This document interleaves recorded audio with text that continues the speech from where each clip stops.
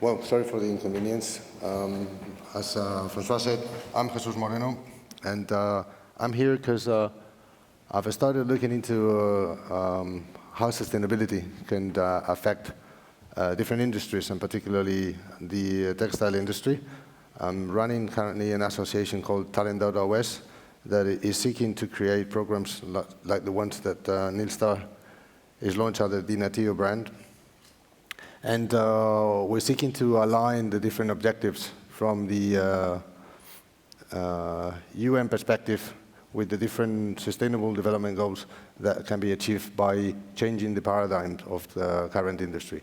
Our main focus so far is on water savings, or creating water savings, on reducing water pollution, and on reducing waste.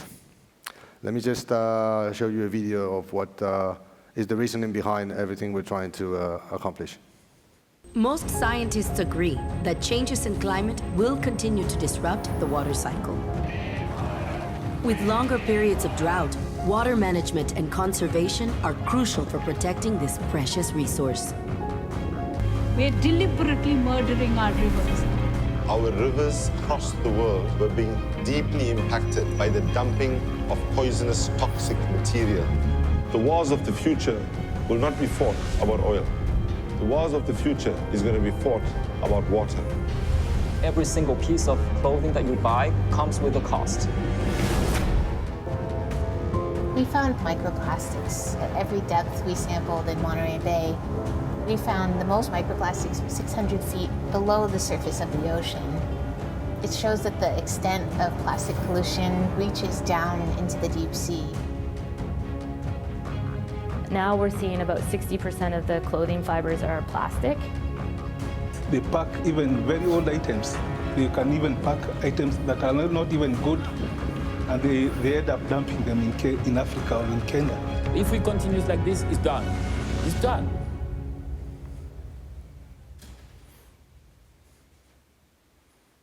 We have run out of excuses, and we are running out of time.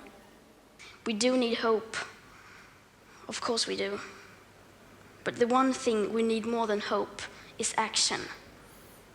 Once we start to act, hope is everywhere. So instead of looking for hope, look for action.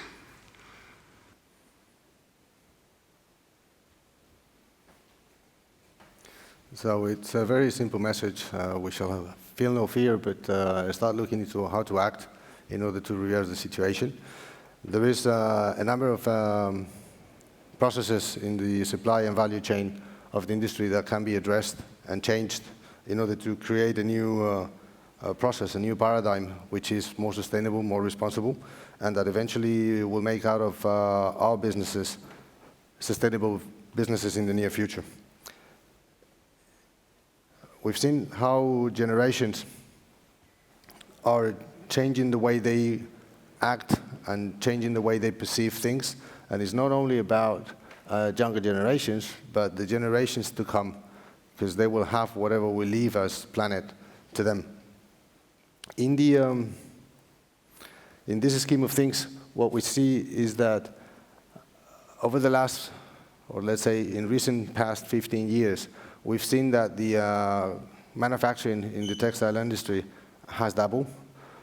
This implies that pretty much anything that had to do with the industry, volumes, pollution, consumptions, is gone twice as big as they used to be. And what we realize is that, unfortunately, due to this trend of having the fastest fashion possible, what we realize is that products are being used less than 25% than they were in the past. Under this scenario, and having a look at what the next 15 years, up to 2030, this is when this prediction was made, we are foreseeing a lower growth pace than the one we've seen, but it's still large enough, plus 50% in terms of consumptions, and plus 62% in terms of waste. This is a consequence of being manufacturing double, but using less what we create. And therefore, we need to start paying more attention into what we do to the planet we're living in. Hence the reason we are working towards a zero water consumption target. It may sound utopic, and probably 100% change and 100% no consumption is, but the minute that we start looking at a close to zero objective, we realize that many things can change and will change, and hopefully as an entire industry. As an example, what we see is that making a pair of jeans is requiring 7,000 liters of water. 7,000 liters of water can get you hydrated, I mean a human being, up to 10 years. 10 years of water is worth whatever the price tag says on the jeans you're buying. The solutions that you can look at and how you can overcome some of this is by looking at new ways of creating the yarn, looking at new ways of dyeing, and eventually, with Meryl and Nateo, we're looking at creating an environment where the water consumption can be reduced by a 50 or an 80% ratio. In regards to water consumption, there's also another process which requires massive input from water and massive consumption, which is the dyeing process. As a whole industry, in a given year, there is the equivalent to 3.7 billion Olympic pools being used in the dyeing process. Hence, it is key to start looking at different objectives, different targets as an industry. Although on a one-by-one basis, each one of you need to think of what can I change to try and achieve this goal so that we all add up. From a target of zero water pollution, there is a couple of other challenges which are involved, on the one hand, with the manufacturing process, in the finishing piece, and with the use consumers do of those fabrics and the way they have been created. All of this is very much related to the yarn quality that is pretended, or yarn quality that is for real. So looking at the finishing process, the finishing processes account for 20% of the industrial water pollution that we see on the planet. This is a huge amount of water that we are to stop polluting, as we all would agree water is necessary for life. I mean, our bodies are composed of water. Pretty much everything we eat and we drink has water in it. And if the water isn't clean, we aren't having much future. From a plastic and fibers perspective, there is a shocking prediction around 2025. There will be 1 ton of plastic for every 3 tons of fishes. The most alarmist environmentalists would say that we have already corrupted the food chain. If it's not the case today, it will certainly be the case in 2050, when in 2050 there will be 1 ton of plastic for every ton of fish. This plastic, by then, will account for 22 million tons, and will be as if like we were measuring 2,000 Eiffel Towers of plastic. So again, let me just emphasize that sharing a common target, zero water pollution, across the industry and across your different partners from your supply chains and from your value chain will help us achieve these objectives.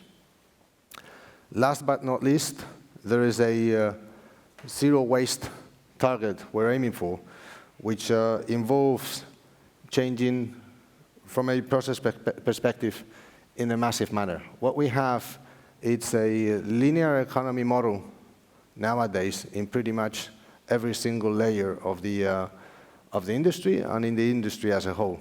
In the industry as a whole, what we see is that 97% of the raw materials that are being taken into the manufacturing processes are new. They are just being taken new, which means that only up to 3% it's being recycled nowadays. So whatever campaigns and recycling programs that you know so far, unfortunately, are only accounting for 3%. So what happens is that as soon as you've taken that large amount of materials, what there is, it's a large manufacturing impact linked to the fact, as we've just mentioned earlier, that we've just doubled production. So what we do is double the impact we create in the dyeing and finishing processes. In order to do what? In order to, in the end, throw and create 73% of pure waste that every year goes into the landfills and it's incinerated. So all in all, if we all start taking actions and changing, what we should aim to do is to produce and to create a circular model where there's less and less raw materials being taken from Mother Nature and more recycled, where we make more consciously and where we use way more consciously. So the 3 programs that we've created together with Nylstar from Talent.es are, as we've been sharing today, 0 water consumption, 0 water pollution, and 0 waste. So on the 0 waste, we will end up having the loop closed, if you like, and therefore we'll start achieving and creating a much more sustainable industry. So with all of this, I'll hand over to Francois from Nylstar. Thank you. Thank you, Jesus. Can you hear me? Yeah. Okay, so you see we have a lot of challenges in the coming years, and there are several approaches to solve it. At Nylstar, we have chosen quality and craftsmanship.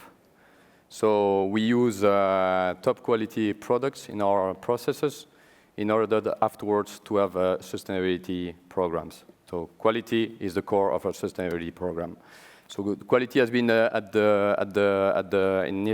Meryl DNA for the last decades, starting in the 80s with a cotton replacement program. And we know that the textile industry is using a lot of low-cost fibers and adding a lot of polluting techniques on top to get the necessary landfill. But at Meryl, we don't want to trade off between sustainability and landfill. So we use top-quality processes in order to enable the water-saving programs to have an impact on the planet. We've got top-quality processes to enable water pollution, 0 water pollution programs to impact positively our river and our seas. And we use top-quality products and processes in order to enable 0 waste programs in order to close the loop and become more efficient and more environmental friendly. And all these craftsmanship mindset at the end brings more quality products and at the end less waste. Okay? So what we did is that we created a program called Nateo, which is our sustainable and responsible program, in which we are trying to solve 3 types of issues. So you see the 3 pillars. First one being the water-saving programs, second one being the 0 water pollution, and the third one being the recycling 0 waste programs. So we'll go one by one, but those ones are the ones that we think will help the industry to solve their issue in terms of sustainability. So the first one, the one that was created in the 80s, was the cotton touch. So we did create a yarn called Cotton 66 that replaced the organic cotton, and obviously the organic cotton is consuming a lot of water. So this one is really the one that we started with, that is really the heart of our DNA program, the one we started with. We also thought about the denim. I think Jesus did show before the analogy of the pair of jeans that cost 7,000 liters of water.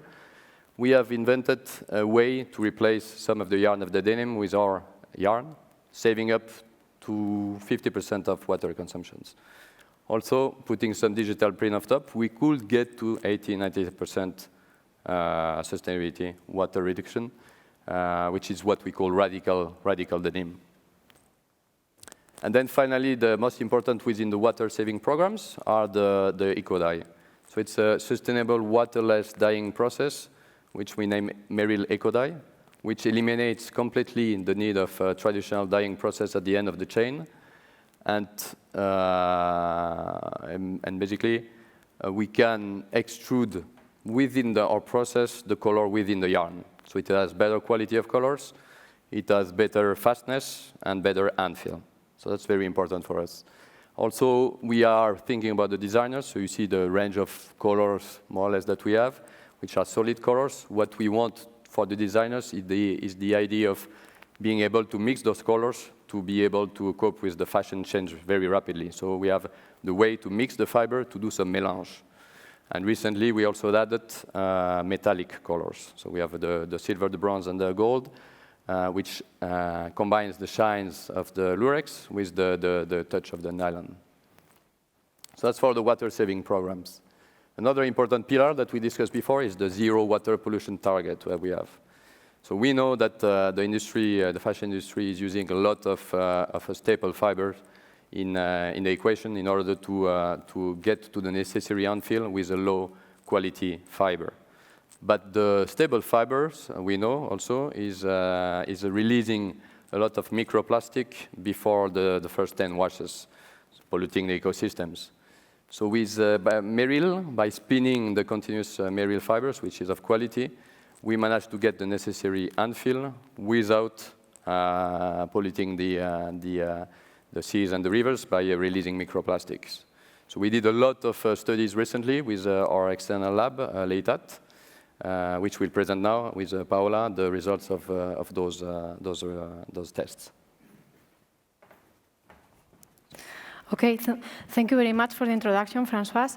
As he mentioned, my name is Paola Felix, and I work in the Surface Technologies Department at LEITAT. LEITAT has been working from the beginning on the microplastics issue. So we promoted the Mermaid project, which was the first European project that was funded for the mitigation of microfiber shedding from textiles. We work in this project with other international partners, with Spanish companies, and also with the Plastic Sub Foundation. And in this project, we developed a protocol for identification and quantification of microfibers. And well, this was in 2015, and we kept at LEITAT, we keep working on different aspects or from different approaches on the microplastics topic. And well, from the measuring point of view, we are now collaborating, or it's been almost a year that we have been working in the CIA initiative, which is the Cross-Industry Agreement Initiative, which is led by the Euratex.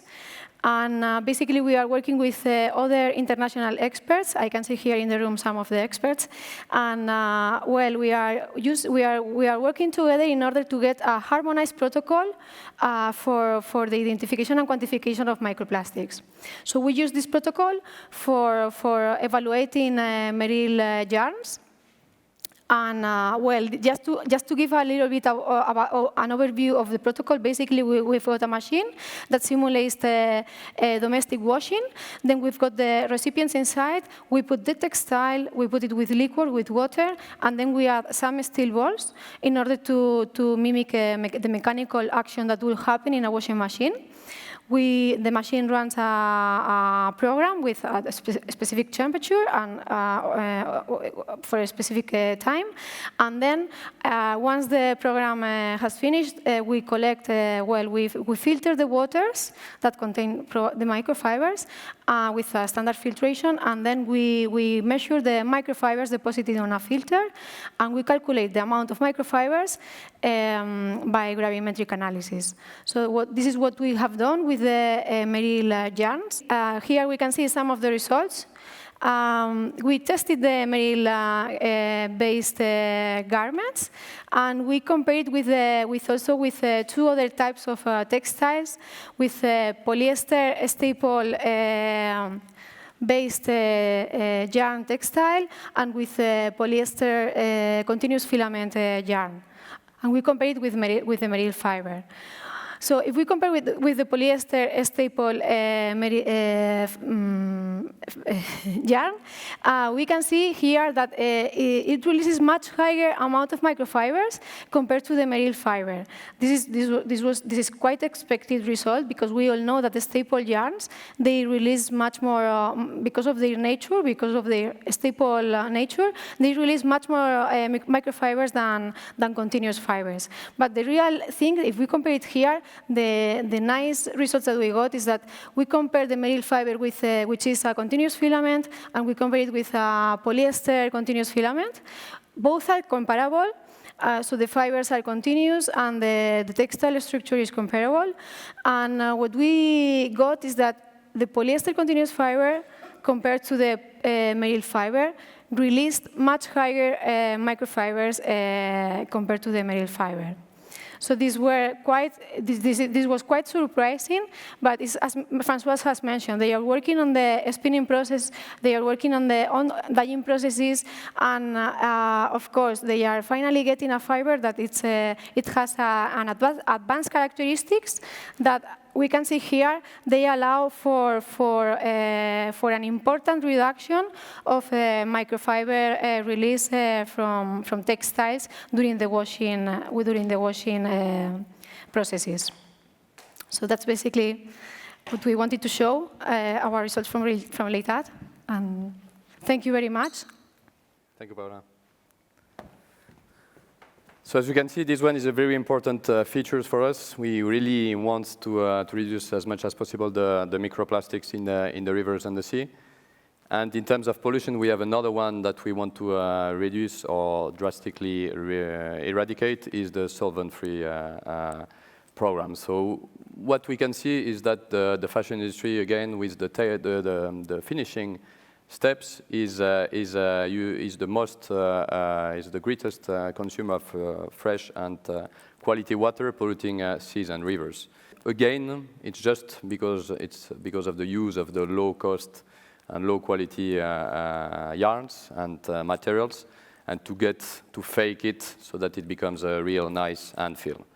And with Meryl, you don't need this. You don't need any solvent, any softener to get to this high premium handfeel because of the quality of our processes. So again, this one is very important. You can ask to all of our mills. They are quite amazed by the fact that you don't need to add finishing at the end of the process. The natural quality of the yarn automatically translate into automatic quality garments. And then we've got the two recycling programs we have, starting with the Revive one, which is using obviously post-industrial material and refurbish it into a yarn. The difference with the other competitors is that through the process that we have, which is a low, soft and quality process, we manage to get the same handfeel than with the non-recycled material. So that's something important. On top of this, we manage with the dop dye to avoid what the recycling materials have got generally, which is a difference of colors between the different batches. So the combination of the two is giving, let's say, the same handfeel than the non-recycled material. And then the most important one, the one that we are aiming to scale, is the Pure. So the Pure is basically our post-consumer recycling program. So we manage, thanks again to the quality of the yarn, thanks to the quality of the elasticity of the yarn, to create the first new garments without elastane. So without a blend of material and without elastane. And the fact that it's without elastane allows us to recycle the end product, the garments, more easily. So we are now, we have already in the market around 1 million garments without elastane. Now it's time to put the process in place so that we collect back and we do the recycling. This, together with the programs we saw before on water saving and water pollution, for us is the ultimate sustainable program. Thanks. Thank you very much. Any questions to our speakers? Hi, with the Pure program, are you saying now you're collecting all those garments back to recycle? We did sell those garments in the last 2 years. So we have almost 1 million garments at the end user side. So now we need to see with the brands how we do effectively collect that back. Do you have a system in place to collect Not them yet, or no. track them? Not yet, no. We are working with the brands to see what kind of solution we can put in place. Any other questions? Thank you very much to our Thank you. speakers. Thank you.